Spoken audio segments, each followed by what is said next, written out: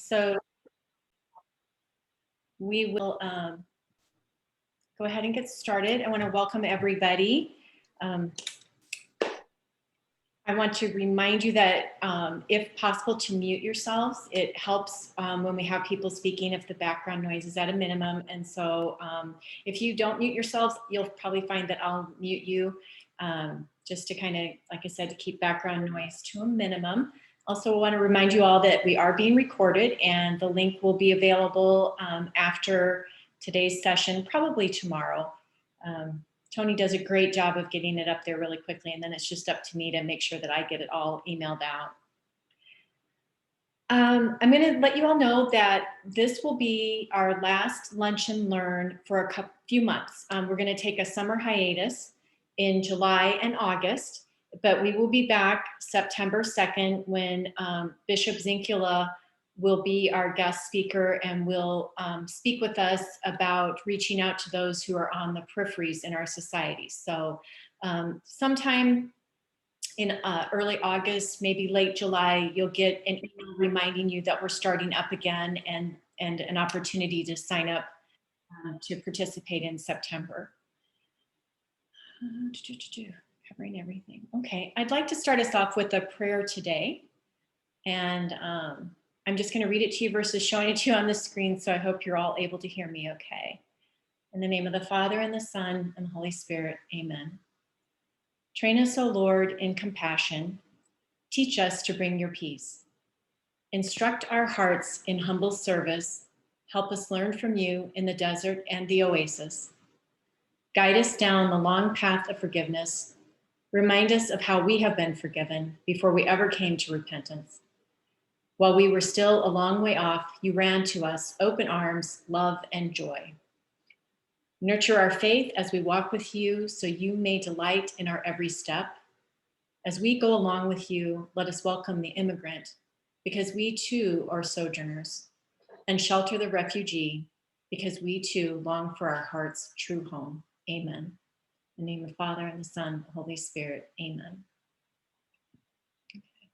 Our guests today are from an organization called Iowa Wins, and the WINS part stands for Welcomes Its Immigrant Neighbors. So Iowa welcomes its immigrant neighbors. They're based in Mount Pleasant, Iowa.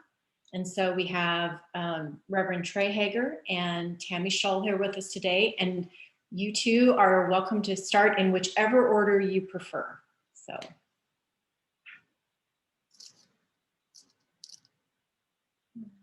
I'm going to go first. I'm Reverend Trey Hager, and thanks for having us today. I'm going to share a little bit about the biblical mandate to love and welcome immigrants, a little bit about the Matthew 25 initiative of the PCUSA, the Presbyterian Church USA, and a little bit about something we learned when it comes to unjust treatment of immigrants and the law. And then Tammy's going to share some of the story of Iowa Wins. It's really the congregation's story, and it's been led by the members of the congregation, members of the community, members from different churches. So it really is their story. And I've said for years, I'm just their biggest cheerleader. I think in 1967, the church in Mount Pleasant helped some Thai Dam refugees, and they've had a history of being out and helping with their initial charter in the 1800s. One of their first minutes was a women's missionary movement, which in the 1800s was pretty unheard of. So this has been a congregation that's been on the forefront of inclusivity for a long time. So just a quick word about where we get this idea for justice for immigrants, and especially in a time when it's such a divisive topic. I saw a post from an old church member today that said it had a soldier on the front and it says, "We owe him everything. We owe the illegal aliens nothing." And it's just that the immigration issue is thrown around as political fodder so much that we forget that they're people. And here's why that's important. I'm going to read a few things to you, and you probably already know this. It's just a refresher. Um, Biblical treatment of immigrants. The issue of immigration maintains a common theme in scripture, particularly in the Old Testament. The Hebrew word gare, which most English translations render foreigner or sojourner or alien, but is best translated as immigrant.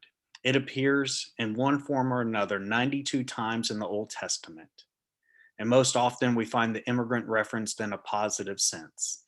God sets the standard for the Israelites that the immigrants who come to dwell among them should be treated as the native among you.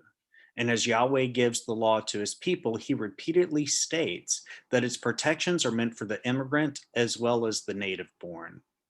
These biblical protections include the right to fair treatment as laborers from Deuteronomy 24, to a Sabbath rest in Exodus 20, and to prompt payment for labor, Deuteronomy 24:15. And most of all, the requirements of biblical law are meant for the immigrant as well as the native born. So to worship, to have a Sabbath, to honor your father and mother. Throughout the Old Testament, the immigrant is repeatedly referenced with other two with two other groups, the fatherless and the widow. And this is because these are uniquely vulnerable populations and thus worthy of special care and provisions. God commands his people to love immigrants both because he loves them and because, given their unique history in Egypt, they ought to know better than to mistreat foreigners living in their midst. They also received care from other nations while they were passing through. God's love for immigrants and others who are vulnerable is unchanging and should guide our response. The New Testament's emphatic commands to love neighbor and to extend hospitality to strangers guides us in the same direction as the many Old Testament texts do. Christians are to love, welcome, and seek justice for immigrants according to these biblical commands. The PCUSA has taken on an initiative called the Matthew 25 initiative. And Matthew 25 is the story of the sheep and the goats. It's where Jesus says, I was hungry and you fed me. I was naked and you clothed me. I was sick and you took care of me. And they said, when did we do this? And he said, whenever you did it to one of the least of these, you did it to me. And the initiative is sent out to congregations to take part in what Jesus calls us to do, to serve with, not just to the least of these, but to relate to and to serve with and empower, not as a group to be pitied, but as people who are deeply loved by Jesus.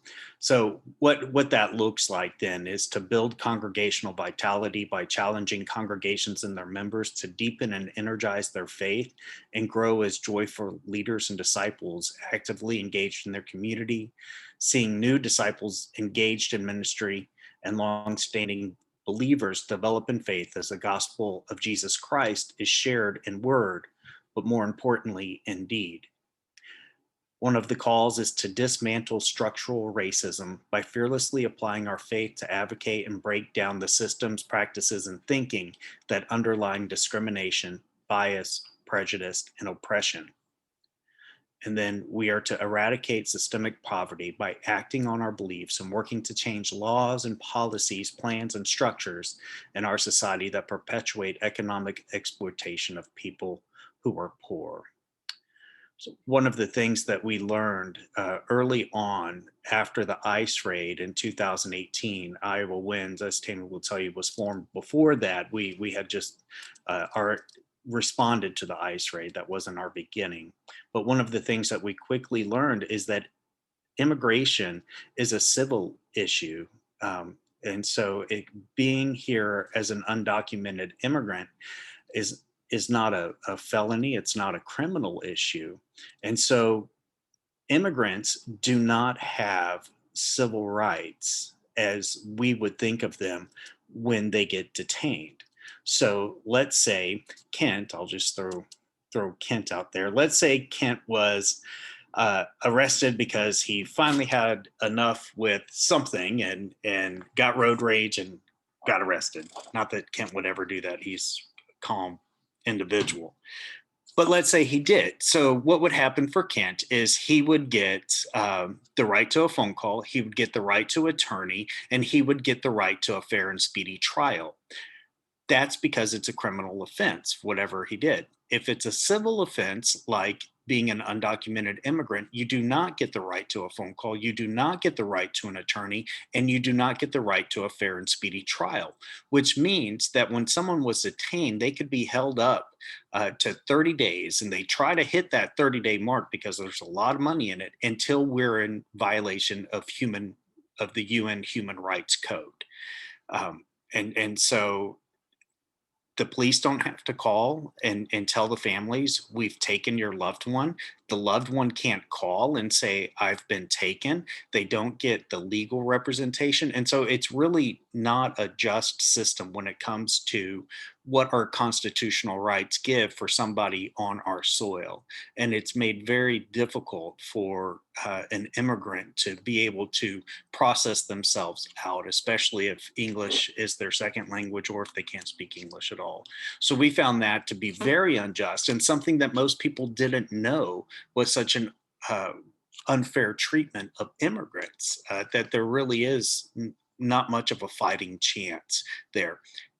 Even if, like in the case of some of our folks, they had their paperwork, they still weren't allowed for the phone calls or the lawyer or anything like that. And they were saying, one guy was saying, my son has my papers, he's right at home, let me call him. And they said, no.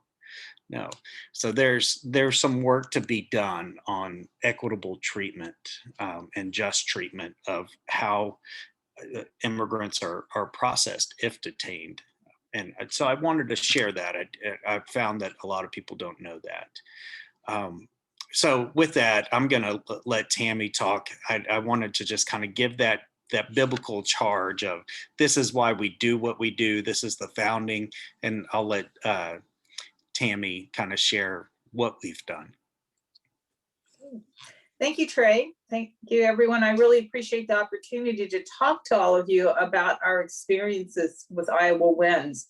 As Trey mentioned, Iowa Wins was actually founded in the fall of 2015, so we're coming up on our 6th year. And we were actually founded because we were concerned about the Syrian refugees.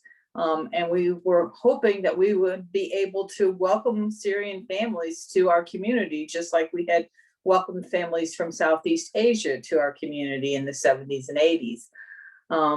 And so we had a lot of interest. People showed up. We had like 40 people show up for the first meeting that we called. And we just did a lot of education. We learned a lot about immigration, about how the refugee process works. There was a lot of misinformation going on at that time. So it was important to get information out to our community.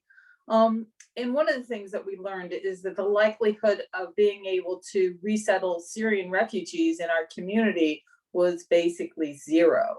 That was the way things were done in the last century, but not in this century, where refugees are going to be placed in larger communities where there are more resources. So we kind of regrouped and said, okay, well, what do we want to be going forward? And we talked about the fact that we already have immigrants and refugees and international students in our community, and we would like to be a welcoming place for people who choose to live and work and study and live their lives in our community. So that was kind of our reset. And we did a lot of international potlucks, which were amazingly successful. We just, invited people to come and share their culture. And I expected we'd get about 40 people, and we had about 120 people show up. So I did nothing but set up tables and chairs all night and was worried about the food, but it was fishes and loaves. We had plenty of food. So we did things like that. We had movies about refugees at our local community theater. We just really did a lot to educate and also to build relationships. And that's what I think is probably the most important thing. We were able to build relationships with immigrant leaders in our community, with our ELL teachers in our community, and with people around the state who are interested in immigrants and refugees. And because of those relationships, when the ice raid happened, we were able to respond that day. And it would have been impossible if we had not organized all of this ahead of time. So while for a time there we were thinking, well, are we really making a difference? The fact that we had built those relationships put us in the right spot to be able to respond when that ice raid happened. And many, many thanks, I have to say, to the diocese. They've been amazingly with us the whole way. Kent came down, and he knows we were around the longer because he was one of our first speakers to come down and talk to us about Catholic Charities. And so we've been very grateful about the response that we've received. And it's been a really trying time. So with the ice raid happened in May of 2018. The men, we had 32 men that were detained, and 24 were able to be released on bond. And that's a long story about the bonds were set at 10,000, and we thought that meant they only needed 1,000. But because, again, it was a civil charge, not a criminal charge, you had to pay the whole 10,000 unless you could get the amount of bail, a bond reduced. And so we worked with what's now the Prairie Lands Freedom Fund to help raise bond money, and the Catholic Church was a big part of helping raise that money for that group to help us. So we had many partnerships across the state that really helped us. The night of the raid, we had attorneys, we had the bond people, we had counselors. We just had all the resources that those families who were just terrorized needed. And so again, I think it's so important that we have these community response teams ready so that when something happens, you can really respond. Beyond the ice raid, of course, we've also come up with the whole COVID-19 pandemic. And that had a big impact on the immigrant community in our community. So initially we were working with the families affected by the ice raid, but now we've broadened it to any other immigrants who are food insecure and need assistance at this point. And we've been able to get some grants because people have seen our work. We've got a grant from Proteus last year to help immigrants in our area with rent assistance. So we covered, I think, 6 counties that we were able to work with. And most recently, the Catholic Diocese gave us again money for rent assistance, and we were able to help again several people in our community who were in danger of eviction. Right now, some of the things that we're working on is community gardens. We've got them planted, and I'm going to be harvesting on Saturday to give out our first fruits to the families on Monday at our next pantry distribution. The pantry started because people showed up at our church with food the night of the ice raid, and it's been running since then, although differently now because of COVID. We now do drive-up food pantry with some household paper products and bags and a gift card from our local Hy-Vee so that the families can get the food that they need. And that again is we couldn't do that without support from people across the state. It costs us about $5,000 a month to support the 40 plus families that we're working with right now. We're also looking at starting a microloan program to be able to help people with small loans so that they could start businesses or help with legal fees that they have so they can change their status in the country to be better. There's no easy solutions.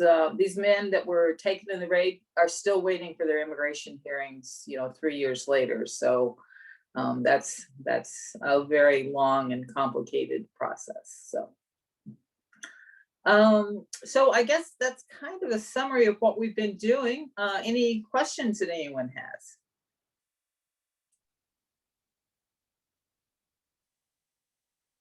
I guess I'll kind of start off real quick. I was wondering, you talked about how building relationships has been one of the most important aspects of the work that you've been doing, and you mentioned immigration leaders, ELL teachers, and others around the state. How do people find you? How do you find people? How are those connections occurring? I mean, it's really a lot of networking and connecting people. Sometimes one person knows something and you can bring people together that way. We've been part of a monthly call that brings immigration advocates and community response teams together, that was put on originally by the American Friends Service Committee out of Des Moines, but now that has joined with what was JFON, and the two of them together are Iowa Movement for Migrant Justice. Yes, Iowa Movement for Migrant Justice. So we work with them, and we, you know, again, within your own communities, it's just reaching out to people who you've had connections with, and just looking for the right people to get together. It's amazing what can happen. Go, Trey. So one of the things that I remember first happening was we called Kent Ferris because we knew that he had worked with placing refugees. So this was back in the Syrian refugee days. If you remember the image of the little boy face down on the Mediterranean Sea, one of our elders in the church, Claudia Streeter, who came into the session meeting and said, we've done something before, it's time to do something again. Well, one of our first phone calls was someone said, well, Kent Ferris knows about this. And so we had him come and talk. And then Kent basically said, I can't remember if it was talk to the JFON, Justice for Our Neighbors, or talk to Erica over at the AFSC. And so we called them, and it was just a matter of doing, not just talking about it, not just planning structures and committees, but actually doing some of the networking and phone calls and saying, come and educate us. And then, you know, Erica was like, well, you need to talk to Robin Clark Bennett up at the University of Iowa, because she does the labor stuff with immigrants and works for the Labor Center. So have her come. And so we had her come. And just because we had started networking some of those relationships, we knew those folks. In the night of the raid, I can't remember if it was the night of the raid, Kent showed up at our church with a check from the diocese for $5,000 because he knew about Postville. And he said, you're going to need this money, or these families are going to need this money in the next day, in the coming days, and just said, here, you know, kind of no questions asked. There's already trust built. And it's been that way with the diocese ever since, with the amount of work from the sisters and from the parishioners, where it's been a real ecumenical thing of friendships, and sometimes food and fun and gardening together and things like that. But when crisis came, everyone just pulled together, I think. And how you can find us really is Google. Isn't it great? I think I could do a surgery with YouTube and the right tools. That's how a lot of it goes, is we're online. Well, speaking of connections and the sisters, Sister B, I know that you have been involved for a while with Iowa Wins, and I wondered if you maybe wanted to talk about how your connection started out and how it developed. Sure. I am on the Sanctuary Coalition for the Unitarian Church. And I was at a meeting, and one of the attendees, this was probably like in October, shared that Toys for Tots provide toys for US citizen children, but if a child is not a US citizen, they don't get any toys. Well, my heart nearly leapt out of my body, because I'm picturing these families in Mount Pleasant specifically with, 6 and 7-year-olds who came to the country with their parents. And then, new babies in the house, 2, 3 years old, whatever, who would get these toys and the older children, nothing. So I got in touch with some of the other sisters and said, let's do something about this, which they were 100% in agreement with. So through donations, monetary donations, some gifting, started spreading the word among the Sisters of Humility and then friends of mine and whatnot. So for the last 3 Christmases, we have been able to provide some Christmas gifts for families. I believe this last year, there were 42 families and 67 children, something like that. People are wanting to do something, but don't exactly know what to do. So when they've heard about this, they came forward and continue to come forward. There are people who have started making donations all year round, monetary donations all year round.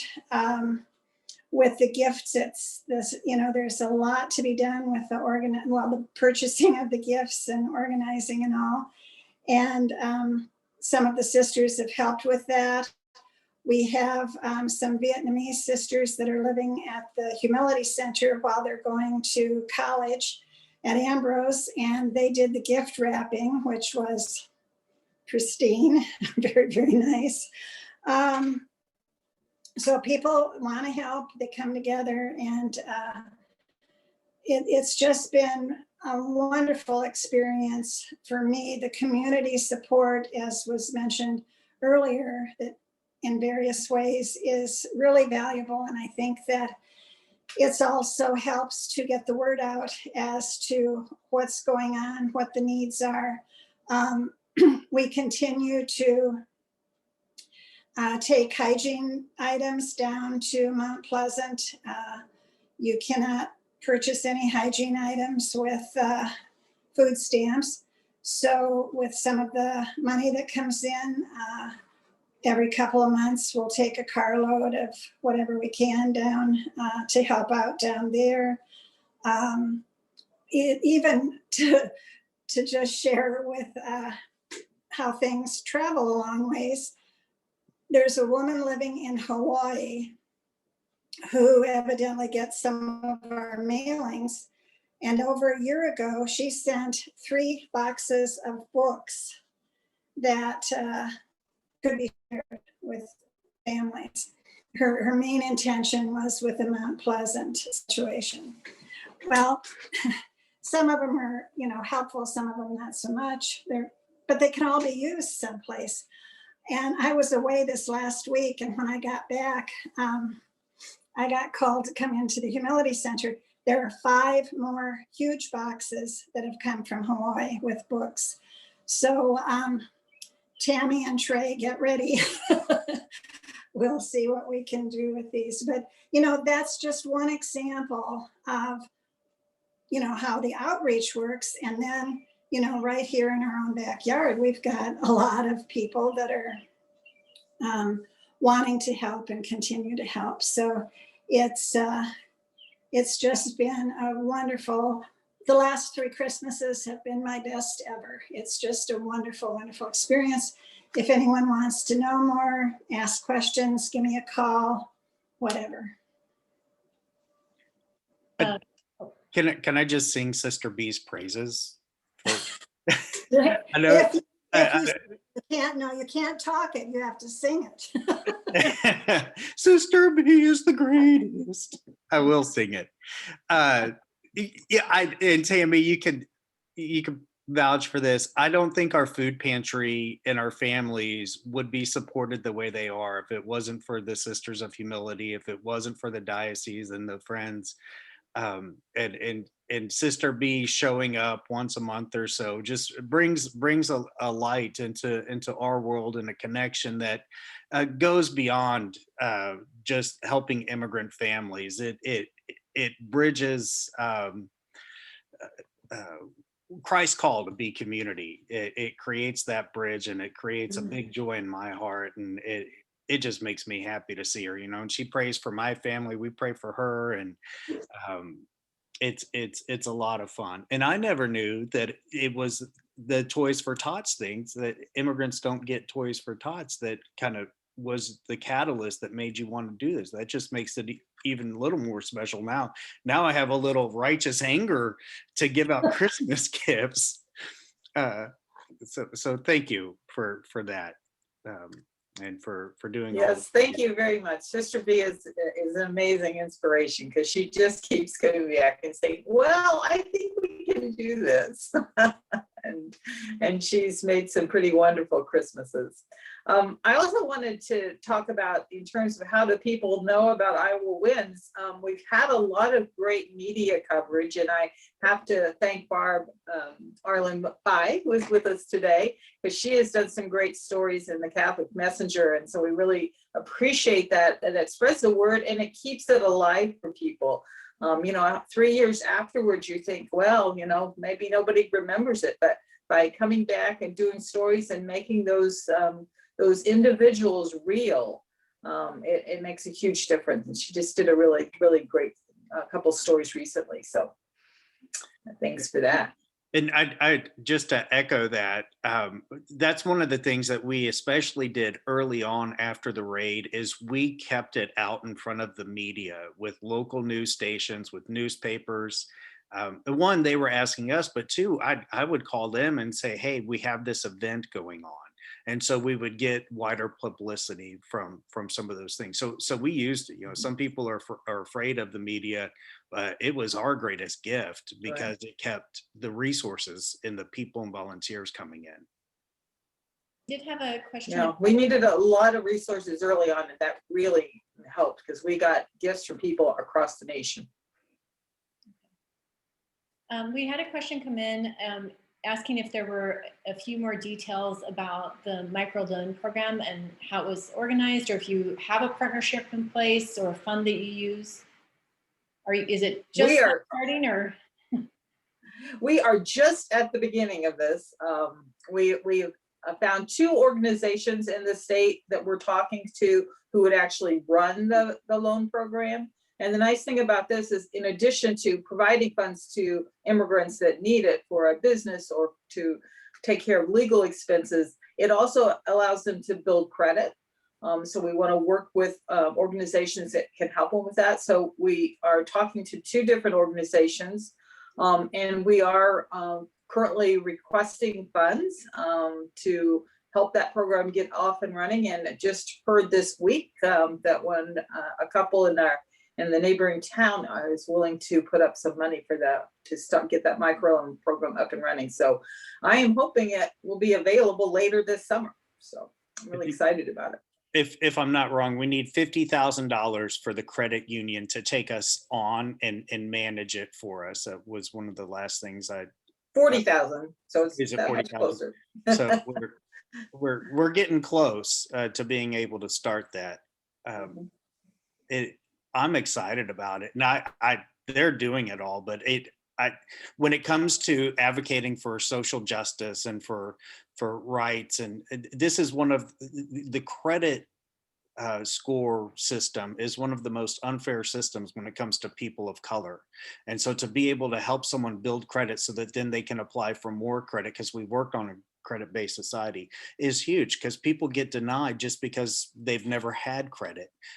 And if you're a person of color and have never had credit, you're really behind the 8 ball on that. So this could be a huge life-giving program for a lot of folks. I'm really hopeful about it.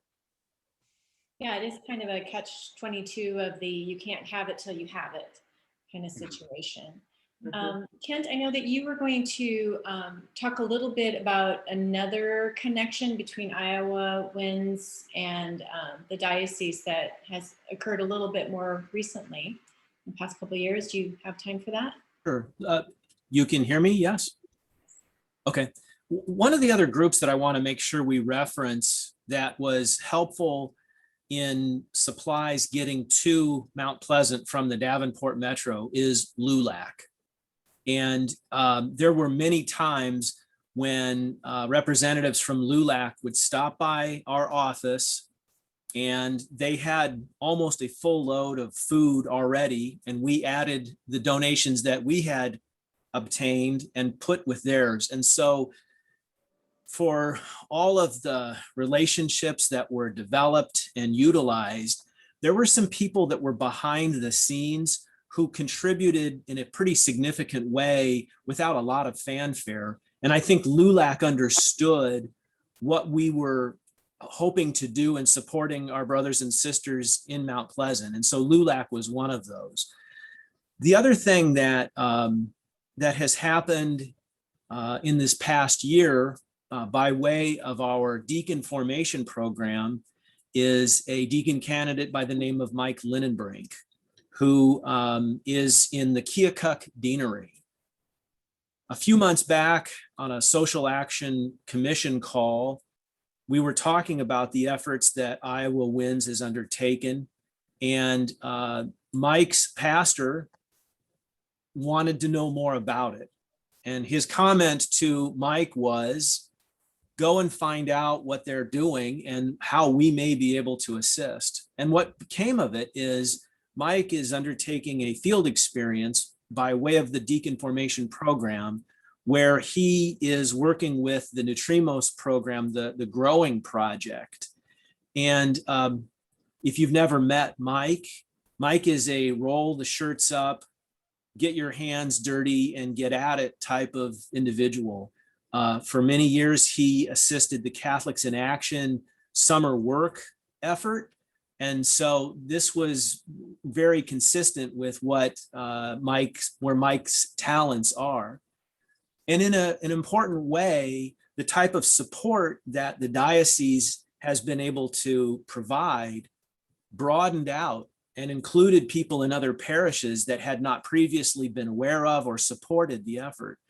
And so that, to me, it's as somebody that is employed by the diocese, looking at what it means for somebody who may be ordained a member of the clergy to have a field experience where we're going to the margins and assisting people in great need, and doing so ecumenically or across faith tradition boundaries.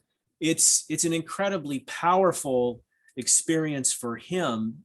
And again, a hats off to Barb for having covered the blessing ceremony. So Bishop Zinkula travels to Mount Pleasant, joins Tammy, Pastor Trey, other members of the community to bless the plants that will now have harvest so quickly, or that type of response is one that's grounded literally and figuratively in our faith. And so we were very grateful that that opportunity for Mike was available to him. My top two favorite charitable organizations are Catholic Relief Services and Iowa Wins. I just think Iowa Wins, and Tammy Schul is my, hero. I just feel like, wow, you really make this effective. It's so cool to see the way you've been helping 40 families, all these, for 3 years. And it's growing, the whole micro lending thing. I mean, how cool is that? It's just, and the networks you've woven, and it's incredible to see how meaningful that is, and how you touch people's lives. And it's just amazing to me. Very good.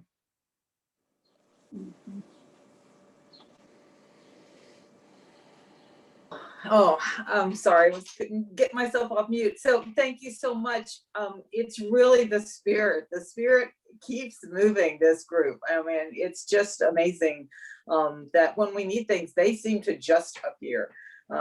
So I have to give credit to so many people who are part of Iowa Wins. And I'm the face of it right now today, but there are so many people who contribute in so many different ways.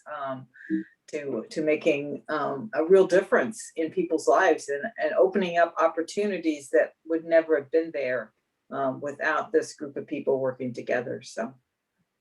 If I can, Amy, I've got like two other things that I want to share. One of the very first experiences, besides, trying to make sure our bishop, members of the clergy, and the laity knew as to what had happened in Mount Pleasant, one of those first experiences was actually going to those preliminary court hearings in Davenport for those that had been detained.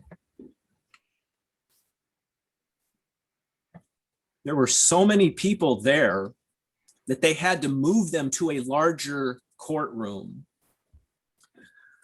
You couldn't, if you had been detained, you couldn't make eye contact with your family who was there.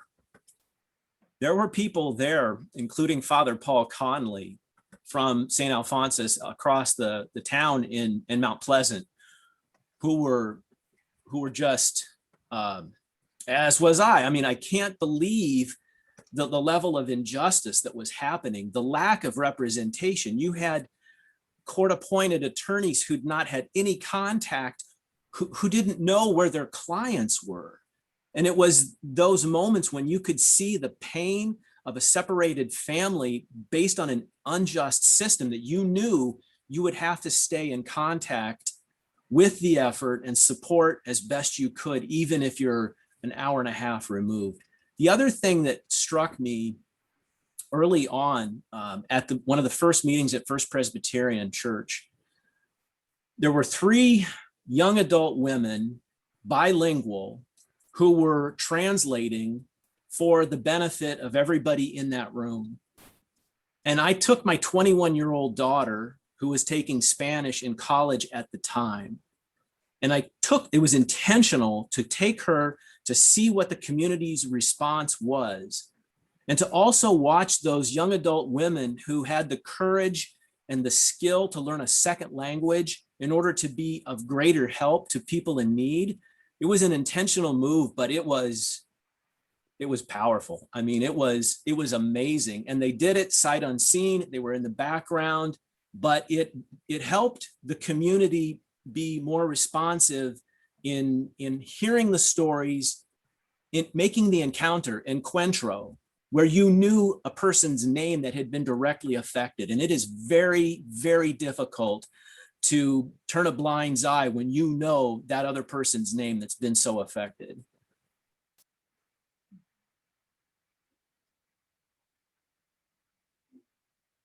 I know that from looking at the Iowa Winds website, when you initially started out, and I know that a lot of what you do is assisting people in the community, and it sounds like in quite a few communities, if you were doing 6 counties with helping with rent assistance. But so that's one aspect of it. But I know that also it mentioned that you wanted to try to help people within the community and the immigrant population connect and establish those relationships. And you mentioned the dinners. How successful do you feel that you've been with that side of your mission? Not as much as we'd like over the last year. It's been a struggle, but before that, we were really pretty successful with doing events. And in fact, we're now planning an event for the fall that we're planning to bring the Vang play, which is about refugees, to Mount Pleasant. So we just had a meeting this week about getting that process started. We've been wanting to do that for a couple of years, but with COVID, that just didn't happen. But it is amazing what can happen when you invite people to come together. Just before we had COVID, we did a fundraiser that was a soup bowl. So we had our local college was making bowls that were for sale, and then we brought soup in, and people were buying their soup bowls to have their soup. And it's just amazing. People want that opportunity to connect. So just having simple events, it's amazing what differences it can make. One of the stories that moved me was we had some members of the church who didn't like what we were doing. and one of the members, was put him on the different side of the political spectrum than than uh, than myself. Anyway, kind of anti-immigrant type type of mentality. But when Julieta and some of the other families said, we want to do a thank you party for Christmas and have a posada, and where the Mary and Joseph go and try to find room in the inn, and there's no room, and then the last room has it, and you have a big party. One of the members who didn't like what we were doing and had vocally told me so a couple of times said, well, if they're going to throw a thank you party for what we're doing, I'm going to go because that's big. And showed up and went and met people. And to me, getting one person to move that far to where he's willing to engage and have a relationship and accept a thank you, that's life changing. Perfect. And so it just having those events like that can do something. And you're not gonna what's the thing about moving mountains? Apparently it takes you move a mountain one pebble at a time when you're doing this kind of work. So it's not exponential, but you water those seeds and you keep nurturing things, and it does. Sometimes there's a momentum shift that happens because of that, and you don't always see it coming, but all of a sudden the ground just shifts, and because you've been moving little pebbles so much.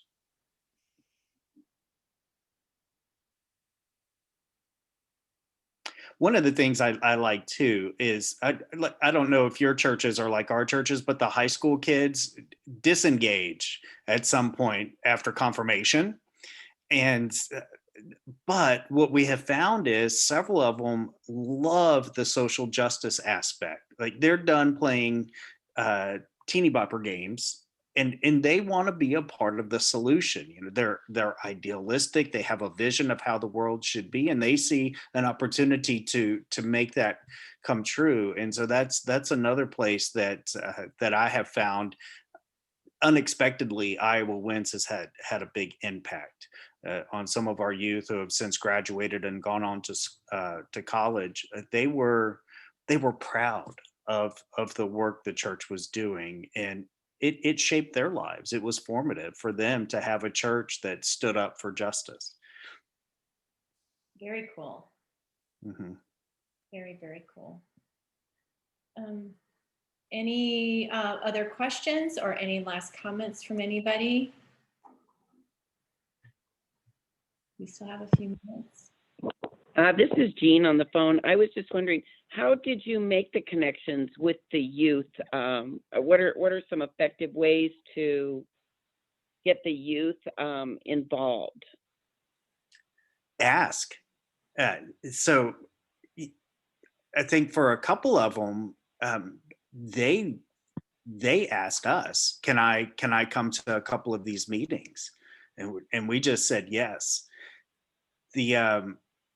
One of the things that the high school does is they have a silver cord program. So when you graduate, if you get over like, I think 100 or some 100 hours of volunteer service over your high school career, you get a silver cord and to wear over your graduation robe. And so they like to earn points doing that. And so participating in some of those activities, either with other programs at the church or Iowa Wins, they could earn silver cord points. But then doing something, giving people the opportunity to serve. Like we do other things in the church, like community service projects and things like that for some of the at-risk youth places or a nursing home or something, but creating opportunities for people to serve. And what I'm finding more and more is people don't want to sit in Sunday worship. They want to have the opportunity to be the hands and feet of God. And so creating opportunity is a big thing, especially for youth. They don't necessarily want the rock band and skinny jeans stuff. They want to do some of the nitty gritty work. And so creating that is a big way to get them to participate. I would agree.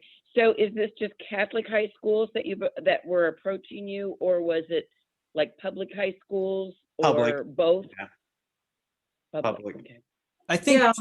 Jean, if I can, just for a second, the other part of it too is that youth are having a different experience interacting with peers, whether it be at a Catholic school or a public school, in that some of their peers, if they're good enough friends, their peers are explaining to them that, you know, particularly as they approach graduation, they may not have legal status, or they may have been born in the United States, but an older sibling would have been a DACA recipient. And so oftentimes teenagers and young adults, based on who their friends are expressing great concern for their friends' families because of the instability. You know, again, they may be a US citizen, but older sibling and parents may not have documentation. And the level of unease for that family is profound. And as a friend, you're wondering about their well-being, depending on who is in public office.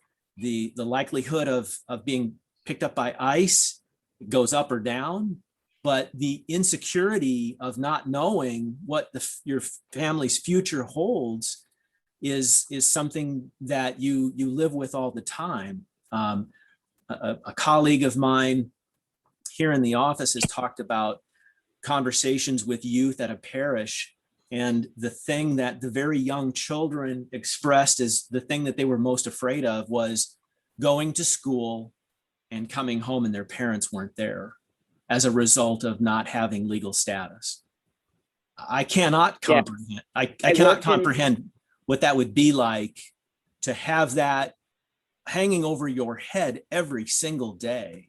And that's right. And I work in Muscatine schools, and I'm very aware that that goes on. So yeah, those kids are worried about it. So I'm going to put this lunch and learn in the bulletin. I don't know how many people will click on it. And I'll also put some information about Win, Iowa. But other than that, what are other ways that we can engage our parishioners in this kind of having compassion for this issue of immigration, which I do agree wholeheartedly. It's just they're victims of a system that refuses to have laws that are kind of humane. And anyway, but what do you suggest? What are some things that, if I go back, I work on a social action committee at my church.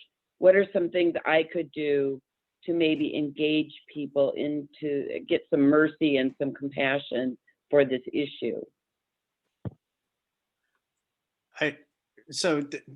There are lots of things that people could do. It depends on what their level of engagement is. You know, one of our biggest needs right now is to manage or get started the microloan program. I think that's going to be something that's going to have a huge regional impact on business, economy. It's going to create a cyclical economy that's going to have far-reaching impacts, not just to immigrant communities, but to local businesses, things like that. That's one thing. There's a need for guardianship for children. I'm a guardian. There are a couple of other members. Tammy is a guardian of when a child is here and their parents aren't legal citizens. They need a citizen guardian who advocates for them. And so there's always that on a very personal level, and you're in charge of helping them get their medical needs and making sure their school stuff is going. One of the big things is relationship. Figuring out ways, and this is the hard thing because you're crossing cultural boundaries, you're crossing social economic boundaries, but if you can stay in the long haul with relationships to where you really know your neighbor on an intimate level, know their name, know their children, that's big, and that just takes a personal response. You know, our little circles of friends are small, but if you can have room in your in your circle for somebody who is an immigrant, and if they're willing to accept you too, that's part of it, right? You just can't walk up and say, I'm your friend. But to nurture some relationships like that locally, that's big. To Jean's Uh, point, there yeah. are parishes that in our metro where there is that possibility, always going very small to begin with, in order that the means of meeting people is a first step, and even worshiping together is within our means. Food.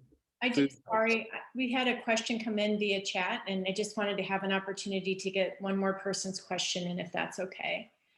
We don't have much time left. Somebody had asked if the immigrants who were impacted by the raid, if have most of them been able to return to work, and how are families able to support themselves in your community if they don't have those documents that you were referencing? So one of the things we learned about immigration is very individual. It's not that you say, hey, these are Mineral C, so they all went through the same process. It's all an individual case. Many of the men now have work permits, but it did take a year before they got their work permits and their Social Security cards so that they could work legally, which to me is a crazy part of our system. The men were on bond. They had to stay for their immigration hearings, but they had to wait 6 months before they could even apply for a work permit. That is a crazy system that benefits no one. So we definitely want to help support people with that. The families have also been impacted by COVID, either through illness or work impacts. So that's been another burden and that's why we're working with more families now than we were in the beginning, because there's been such an impact on the immigrant community generally.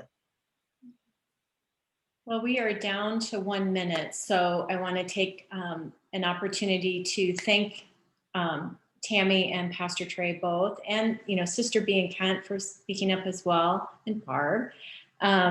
Thank you all for being here today. In the follow-up email, I'll include a link to the Iowa Winds website, as well as some contact information and a link to the video.